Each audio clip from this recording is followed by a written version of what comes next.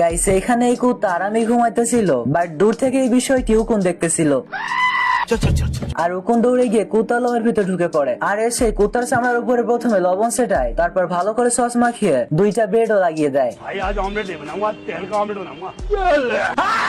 তোরা কে না আমার বাসা আমার বোর কাপড় বসে আমার শাশুড়ি আমি জানতাম না। কুত্তা চুলকানি সহ্য না করতে পেরে কামড় বসিয়ে দেয়, আর তাড়াতাড়ি ব্যাগপত্র গুছিয়ে দৌড় দেয়। উকুন দৌড়ে এসে কুত্তার নিজের চামড়ে উঁচু করে ধরে।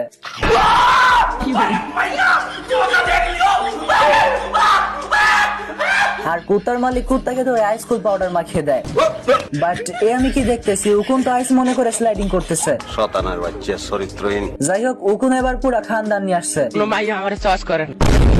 আমি পারি না আর পারি না। গাইস এই উকুন তো কুত্তার শরীরে মানচিত্র তৈরি করার জন্য উঠে পড়ে লাগছে।